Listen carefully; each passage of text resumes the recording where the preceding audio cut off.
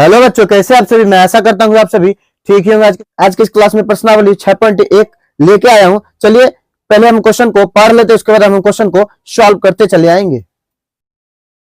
एक में दिया हुआ निम्नलिखित में से कौन सी संख्याएं पूर्ण घन नहीं है। आपके मन में आ रहा होगा ये भाई पूर्ण घन क्या होता है। ठीक है, ये तो आपके मन में जरूर आ रहा होगा कि पूर्ण घन क्या होता है।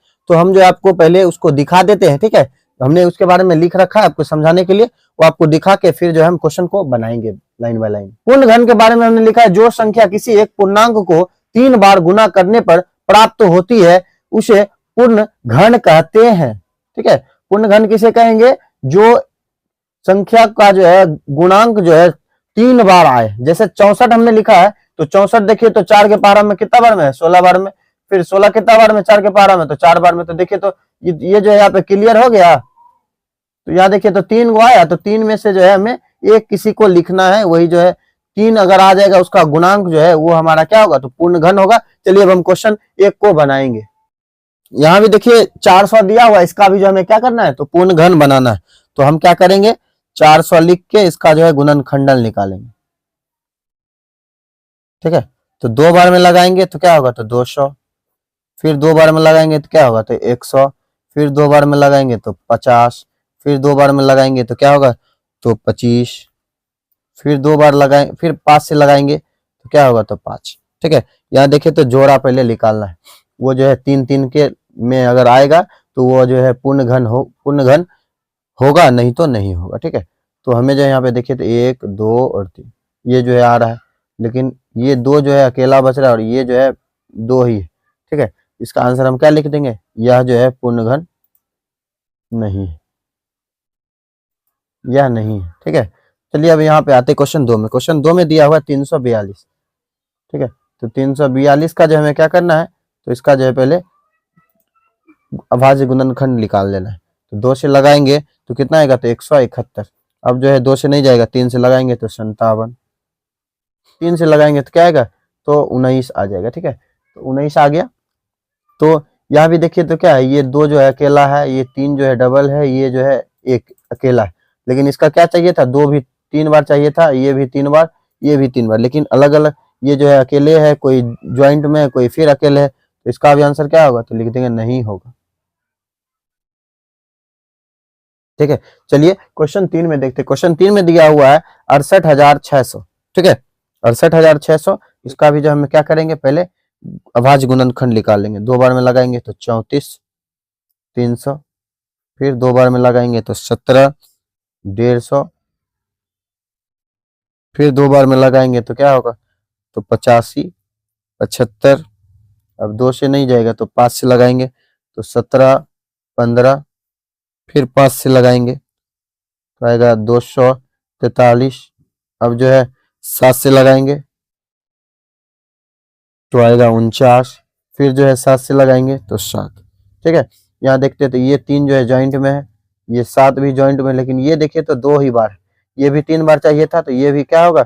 ये भी जो है नहीं होगा। ठीक है, चलिए क्वेश्चन 4 में आते हैं। क्वेश्चन 4 में दिया हुआ है 2744। तो हम लिख देते 2744। ठीक है, यहाँ जो हम पहले 2 से लगाएंगे, 2 से लगाएंगे तो क्या आएगा? तो 13 72। फिर 2 से लगाएंगे 6 86। फिर 2 से लगाएंगे तो आएगा 243। अब जो है ये जो है 2 से नहीं होगा, नहीं 3 से, नहीं 4 से, नहीं 5, नहीं 6, नहीं 6 से, इससे तो नहीं होगा। उसके बाद जो है हम 7 से लगाएंगे, तो 7 से लगाएंगे तो क्या आएगा? तो 49 आ जाएगा। फिर जो है 7 से लगाएंगे तो 49 जो है, यहाँ देखिए तो 2 जो है 3 बार है और 7 भी जो है 3 बार है। तो इसको हम यहाँ पे हम आंसर लिखेंगे 2 और 7 जो है 3 के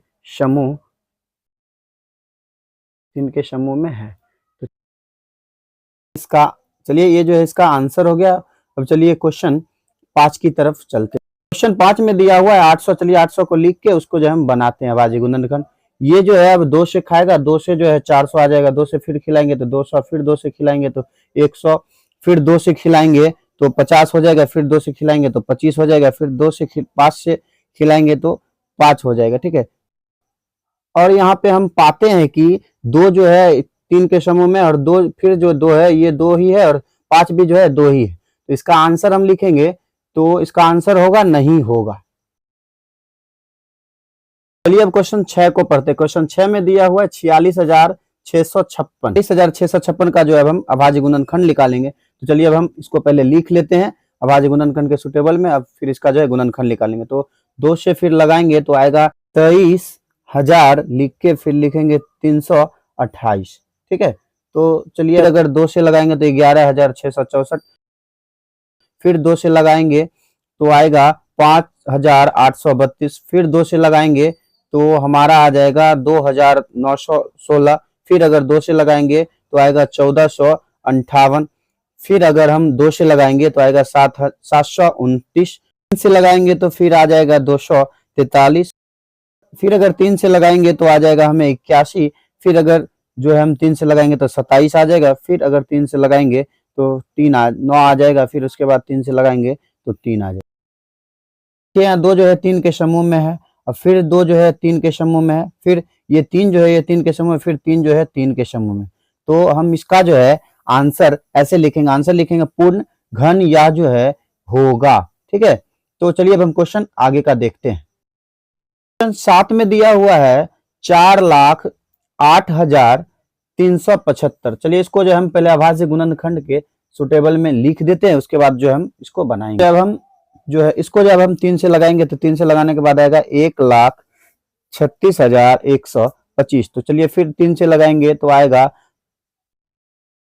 45,375, फिर अगर हम 3 से लगाएंगे तो आएगा 11,125।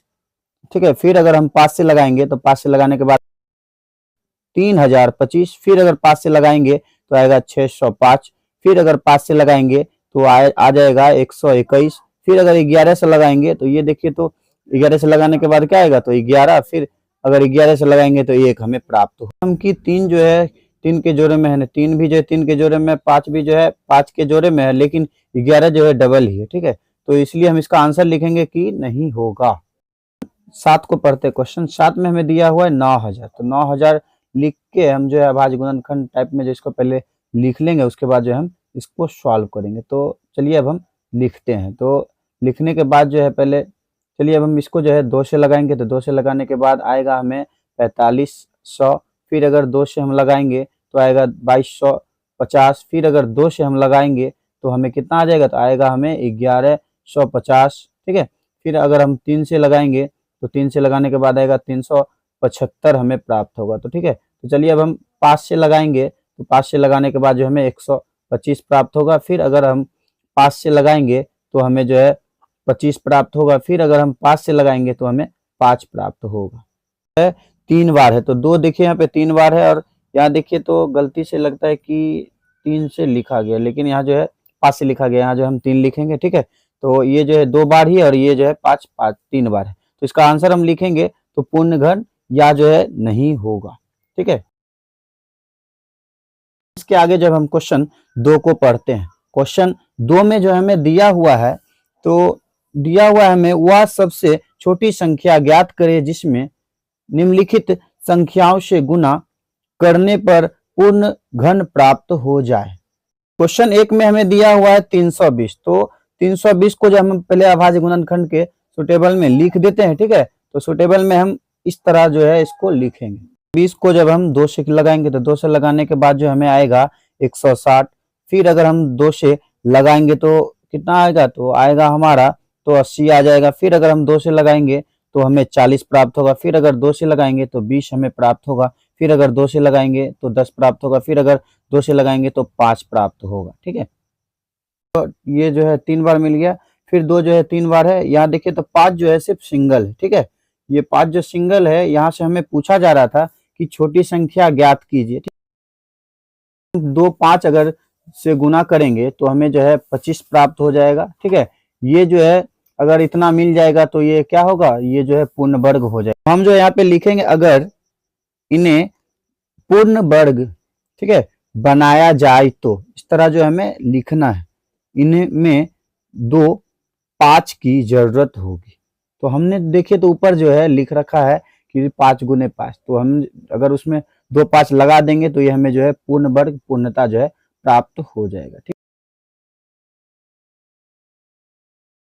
है, अब हम जो है क्वेश्चन 2 की तरफ चलते हैं। तो क्वेश्चन 2 में जो हमें दिया हुआ है, क्वेश्चन 2 में दिया हुआ है हमें 243, हम 3 से लगाएंगे तो 3 से लगाने के बाद 81 आ जाएगा हमें। फिर अगर 3 से लगाएंगे तो हमें जो है 27 प्राप्त हो जाएगा। फिर अगर जो है 3 से लगाएंगे तो हमें 9 प्राप्त हो जाएगा। फिर अगर हम 3 से लगाएंगे तो 3 हमें प्राप्त हो जाएगा। तो ये देखिए 3 जो है 3 के जोड़े में है ये, लेकिन 3 जो है 2 ही है, एक 3 जो है गायब है। ठीक, तो हमें एक 3 की जो है आवश्यकता है। ठीक है, तो हम इस तरह जो इसका आंसर लिख देंगे। इसके बाद जो हम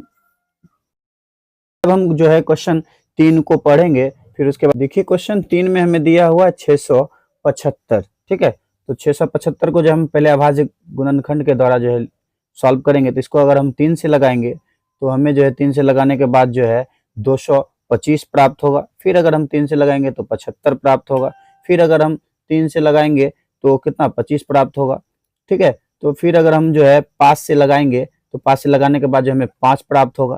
ठीक, तो अब हम इसको जो है पहले देख लेते हैं। जो 3 जो है 3 बार है, 5 जो है 2 ही बार है, तो एक 5 की आवश्यकता है। तो इसे हम लिखेंगे, इसे पूर्ण घन बनाने के लिए हमें एक 5 की जरूरत होगी। ठीक है, तो हम क्वेश्चन 4 को जो है पढ़ते हैं। क्वेश्चन 4 में जो हमें दिया हुआ है 432, इसको जो हम अभाज्य गुणनखंड के द्वारा जो है बनाएंगे, तो इसको हम लिख लेते हैं उस फॉर्मेट पे। ठीक है, तो हम इसको जो है 2 से लगाएंगे तो 2 से लगाने के बाद हमें 216 आएगा। फिर अगर हम 2 से लगाएंगे तो हमें जो 108 आ जाएगा। फिर अगर हम 2 से लगाएंगे तो हमें जो है 54 प्राप्त होगा। फिर अगर हम 3 से लगाएंगे तो 3 से लगाने के बाद जो है हमें 27 प्राप्त होगा। फिर अगर हम जो है 3 से लगाएंगे तो 3 से लगाने के बाद हमें जो है 9 प्राप्त होगा। जो है यहाँ पे 3 से लगाएंगे तो 3 से लगाने के बाद जो हमें 3 प्राप्त होगा। इसके बाद जो हम देखेंगे कि कौन संख्या कितने बार है। तो देखिए, तो 2 जो है 3 बार है और 3 भी जो है 3 बार है, लेकिन 2 जो है 2 जो है एक ही बार है। तो इसे हम लिखेंगे, इसे पूर्ण घन बनाने के लिए, ठीक है, हमें 2 की आवश्यकता है। ठीक है, तो चलिए इस वीडियो को जो हम यहीं पे एंड करते हैं। यह वीडियो आपको कैसा लगा? अगर अच्छा लगा होगा तो हमारे इस channel study zone by Manjish sir को लाइक करें, सब्सक्राइब करें और बेल आइकन को ऑल पे दबाना ना भूलें, जिससे कि हमारा वीडियो आप तक जो लेटेस्ट पहुंचता रहे। और अपने दोस्तों तक भी ज़्यादा से ज़्यादा शेयर कीजिएगा और इस चैनल पे आप अपना प्यार देते रहिएगा। चलिए, तब तक के लिए ओके बाय।